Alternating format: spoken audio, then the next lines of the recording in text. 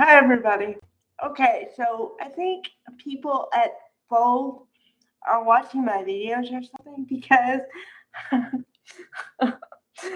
I kind of was harsh on Sean Kanan as a deacon because I said, stick up for your wife, man. And he did today. So, yay. All right. Because, Deke was telling him, you need to move on with somebody like Taylor because Taylor's a good person and yada yada. So I'm like, where's the sticking up for your wife? And then he finally did it. He said, well, Sheila's your stepmother and I want you to respect her. And I was like, yes. Okay. Now, oh boy. Well, when Steffi is the voice of reason, we have problems. Steffi's trying to talk to Hope about, well, I don't know about your dad, but I think your dad is fond for my mom. And Hope is like, oh, come on. He wouldn't do that. Yes, that was like that in the past, but he's changed and he's not like that anymore. And Steffi is, well, I know what I saw, Hope. Okay. Oh, which Anna Noel. Yay! Woohoo! I love the wardrobe. Love the wardrobe. Okay, now, let's see. All right.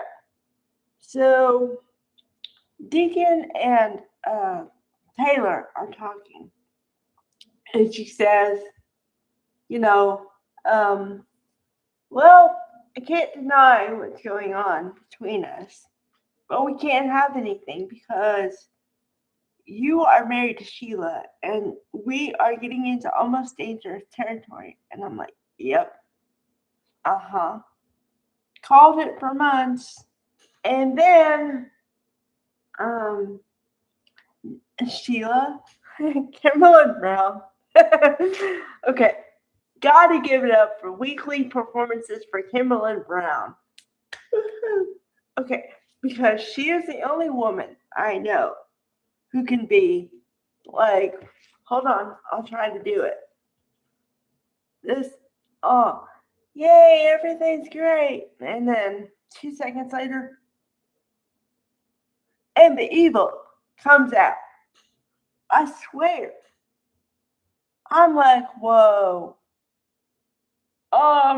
Because she was talking to Deacon or Deke and saying, you know, give me a chance and judge me on today. Don't judge me on my past and all this stuff. And he's like, yeah, okay, okay. So then he leaves, right?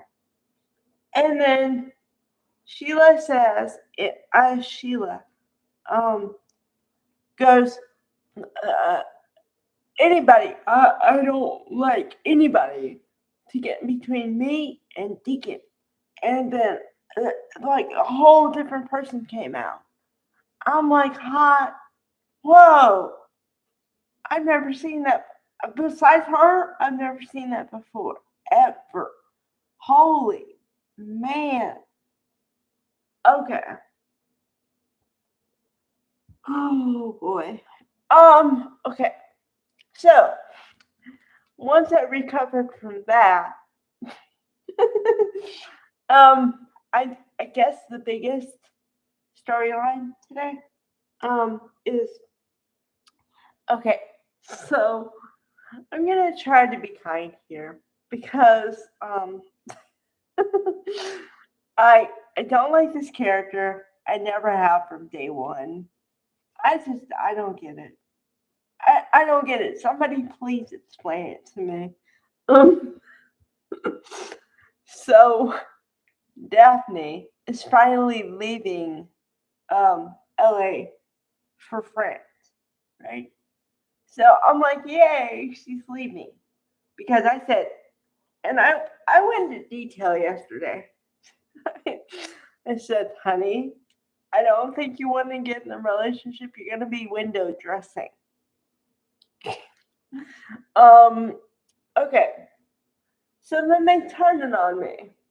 And I now have a concrete answer to a thought I've been having for a while now. Okay, now this is really weird because I love one character and actor, and I don't care for the other one. So this is odd.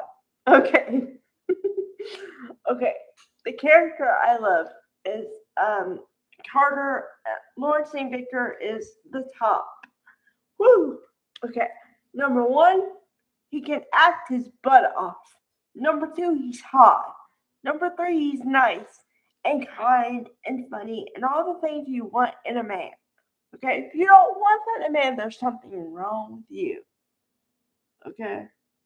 But, honey, as your character, I know what your problem is. You fall in love too easily. I mean, he barely knows the chick. And he's like getting down on one knee and proposing marriage. And let me talk about that rock. He opens the box because Daphne says, "What are you doing?" And he says, "Isn't it obvious what I'm doing?" And she says, "But why? I don't want any of it." But consider what I just said with a French accent, okay? And then he says, I want to be with you. I want to have a life with you. All the things. I'm like, will you marry me? And I'm like, no. Okay, now, remember two things here. I am a hopeless romantic as much as they come. Okay? I fall to pieces when somebody else proposes to somebody else. That's just me. But on this one, I'm like, no, no, no, don't. You're going to get your heart broken. What are you doing? What are they doing to me? What? Because are you going to let this go through? Are you going to try to make me like her again? Or ever? Like, because I haven't liked her from day one. Because no disrespect to the actor or whatever, but okay. Now, I have been watching soap operas consistently for 3 years now. 3 years. I hate it when they drop a character in, give you no details, and just say, poof, here's somebody. And then, oh, you're going to like her. Oh, okay. No, not exactly, because I got no backstory, had no idea why she's there, and there's no context for anything. Okay, this chick comes out of nowhere. She's supposed to be Steffi's friend. Steffi is off the map because once again, Jacqueline MacInnes Wood got pregnant. So guess what? She went on maternity leave, which whatever. Okay, that happens. I'm not talking about that. But they bring a friend for her, but she's not even there. So then the chick is left and she starts sniffing people. And then she has a scent. Now everybody knows it's Daphne as soon as she walks in the building. What the? Then she falls in love with Carter after he's just been disengaged from Hope. I can't. You give me no backstory on the chick. You give her a friend that's not there, and you make her start sniffing people. You gotta give me more than that. Boy. Okay. I try not go there, but I can't help myself. Okay, on to storylines. On to spoilers. Okay, so apparently, if you're supposed to believe what you see, then Daphne kind of accepted the proposal because next week apparently they're gonna get kind of close, if you get my drift. And then on another episode, Dylan. Okay, now I got something to say on this one because, and once again, I want credit for this because I said that chick is strange from day one because I said, okay, so you plop in this teacher for the kids.